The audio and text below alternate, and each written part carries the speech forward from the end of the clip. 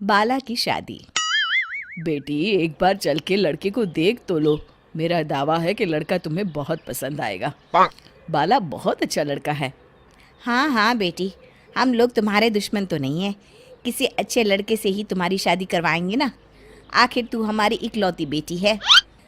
अच्छा ठीक है माँ, अब ज़्यादा भावुकतापूर्ण शब्दों का इस्तेमाल ना करो। मैं चलने के लिए तैयार हूँ। चलो फिर, बिना देर के हम सब चलते हैं। सभी बाला के घर पहुंचते हैं। अरे क्या बात है बहन जी, अभी तक आपका बेटा नहीं आया? जी बस आता ही होगा। तभी वहाँ बाला आता है। लो जी, आ गया मेरा बेटा।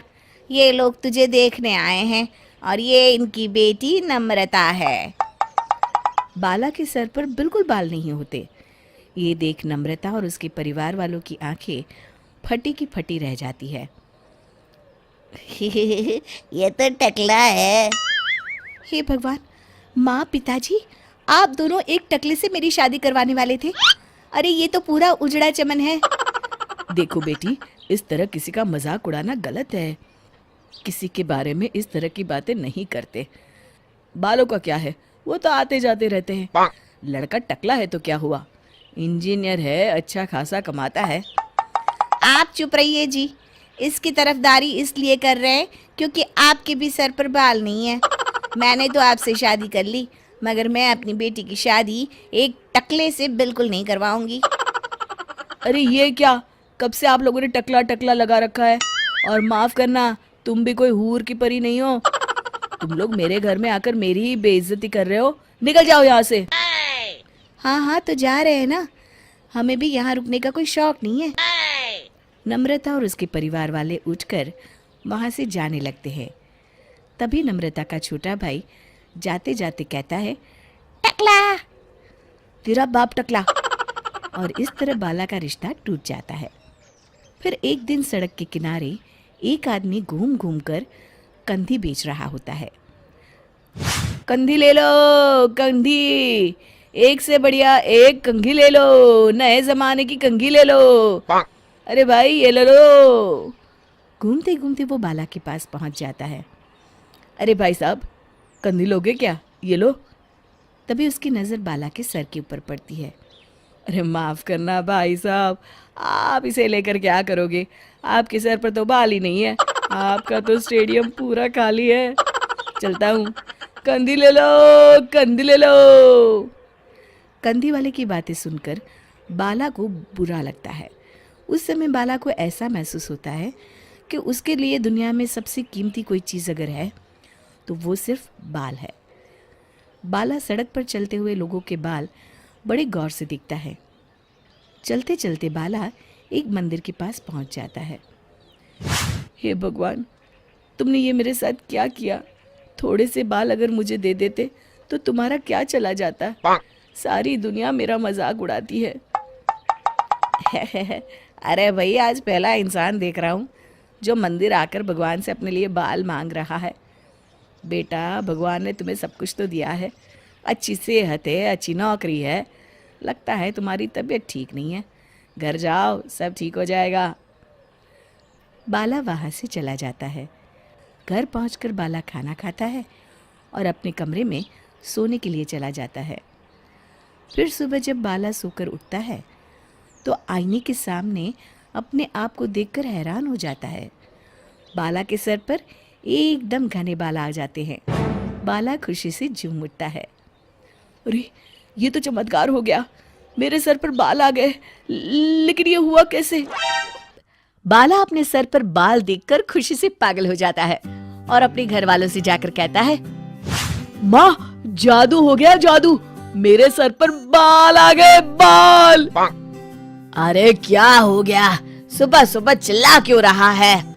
पिताजी ये देखिए, एक ही रात में अचानक मेरे सर पर बाल आ गए, चमत्कार हो गया। अरे बस कर, कोई चमत्कार वमत्कार नहीं हुआ है।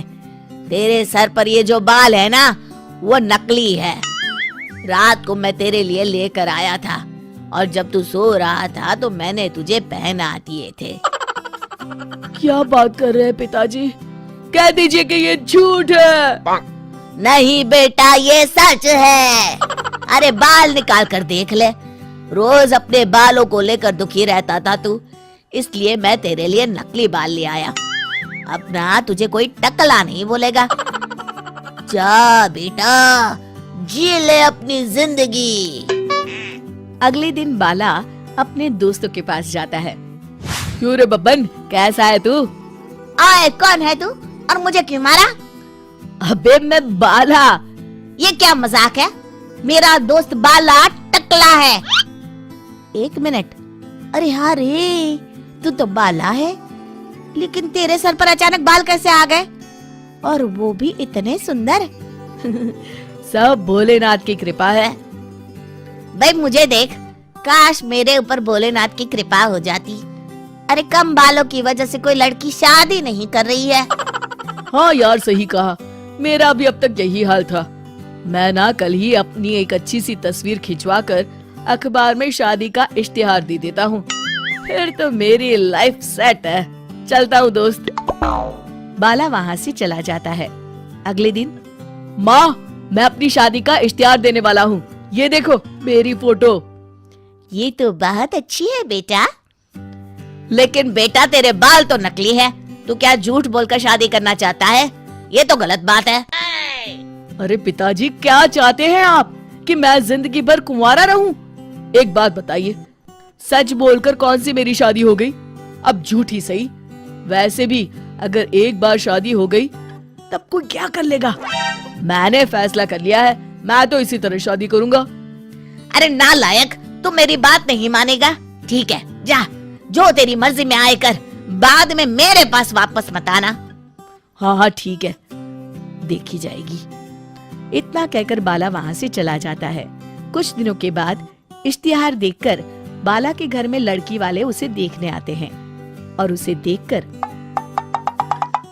सुनिए जी, लड़का तो बड़ा सुंदर है, खास तौर पर इसके बाल मुझे बहुत अच्छे लग रहे हैं, कितने घने और चमकीले हैं। हाँ हाँ भाग्यवान, लड़के के बालों में तो बात है, ऐसे बढ़िया बाल तो मैंने आज तक नहीं देखे हैं। क्यों बेटी, लड़का कैसा लगा तुम्हें? पसंद तो है ना? जी पिताजी। बहन जी, हमें आपका बेटा अपनी बेटी के लिए पसंद है। बहन जी, हमें भी आपकी लड़की पसंद है। सच बताऊं, मैं तो इतने सुंदर बालों वाले दामाद को पाकर बड़ी खुश हूँ। अब कोई अच्छा सा मुहूर्त देखकर इन दोनों की शादी कर देते हैं। जी बिल्कुल बहन जी, मैं ना कल ही पंडित जी को बुलाकर सारी तैयारियां कर लेती हूँ। अच्छा, अब हम लोग चलते हैं और कल से ही शादी की तैयारियां शुरू कर देते हैं। उन सब के जाने के बाद शुक्र है भगवान कि मेरे बेटे की शादी तय हो गई। हाँ माँ। अरे मुझे तो डर इस बात का है कि जब लड़की वालों को असलियत का पता चलेगा तब क्या होगा। माँ, पिताजी से कह दो ना कि ऐसे ऐसे में कभी झूठ का सहारा लेना पड़ता है।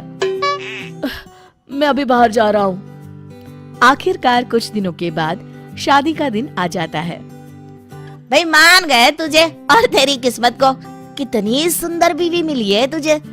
काश मेरे बाल भी तेरे जैसे होते तो मेरी भी किसी सुंदर लड़की से शादी हो जाती। अरे जब से देख रहा हूँ तू सिर्फ मेरे बालों को घूर रहा है। साले मेरे बालों को नजर लगाएगा क्या? चल भाग यहाँ से, जा जाके खाना देख और निकल यहाँ से। बब्बन के जाते ही, जीजा जी, आप तो एकदम हीरो लगते हैं, आपके बाल ना चंकी पांडे जैसे हैं। अबे तुझे मैं चंकी पांडे लगता हूँ क्या? चल भाग यहाँ से। पता नहीं कहाँ कहाँ से आ जाते हैं। वही लड़का तो बड़ा स्मार्ट है, हमारे कोमल के साथ इसकी जोड़ी तो जच रही है। क्या दामाद ढूंढा है। जी जीजा जी। विवाह संपन्न हुआ, आज से आप दोनों पति पत्नी हैं। इस तरह बाला और कोमल की शादी हो जाती है। ये देखो भाग्यवान, हमारी शिमला की टिकट और वहाँ के होटल में हमारी बुकिंग हो गई है। अब बस तुम तैयारी कर लो, अगले हफ्ते हमारी फ्लाइट है। आप कितने अच्छे हैं जी, लेकिन एक बात बताइए, इन सब में तो बहुत खर्चा हुआ होगा ना? अरे तुम खर्चे की चिंता क्यों करती हो?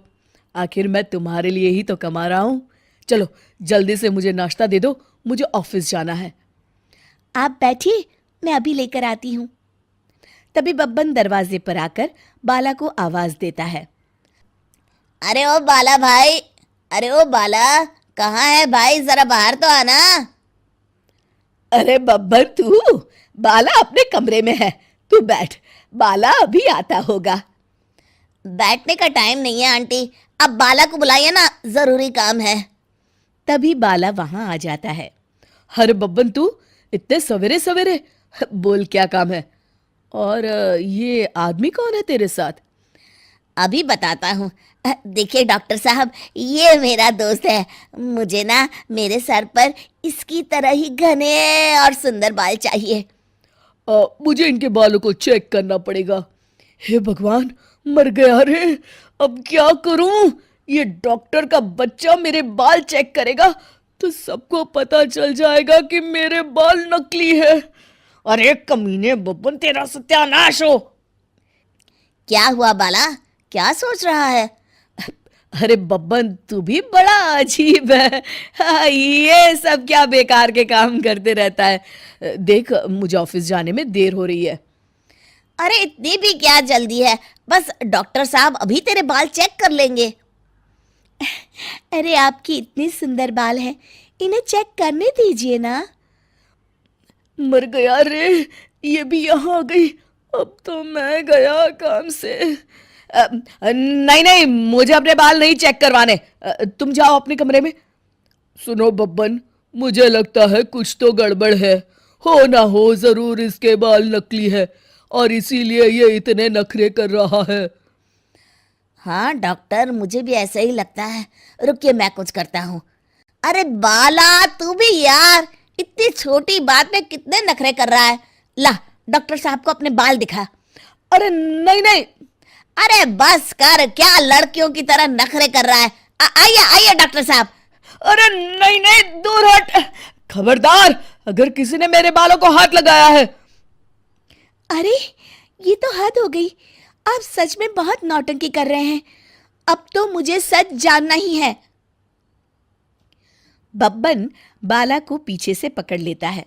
डॉक्टर साहब जल्दी आइए। अरे बब्बन छोड़ मुझे, मर गया रे। नहीं, अरे कोई बचाओ मुझे। डॉक्टर बाला के बाल पकड़कर खींच लेता है और बाला के नकली बाल डॉक्टर के हाथों में आ जाते हैं। हे भगवान, ये क्या? मेरा पति तो टकला है। तू तो अभी भी टकला है। अच्छा, तो तू नकली बाल लगाकर सबको उल्लू बना रहा था। हाय हाय, मैं तो मर गई रे, लुट गई रे, बर्बाद हो गई। मेरी शादी एक टकले से हो गई। हाय, अब मैं क्या करूं? अरे भाग्यवान, मेरी बात तो सुनो। कुछ नहीं सुन रहा मुझे।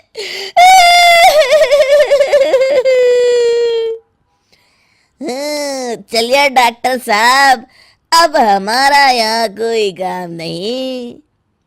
बब्बन वहां से चला जाता है। कोमल अपने मायके वालों को फोन करके उसे ले जाने के लिए कह देती है। अगले दिन कोमल के माता पिता उसे ले जाने आ जाते हैं। हे भगवान, मेरा दामाद तो टकला निकला। मेरी बेटी की जिंदगी बर्बाद हो गई। आप लोग मुझे माफ कर दीजिए। देखो बेटा, तुम टकले हो इस बात से मुझे कोई ऐतराज नहीं है, लेकिन तुम्हें झूठ बोल के शादी नहीं करनी चाहिए थी।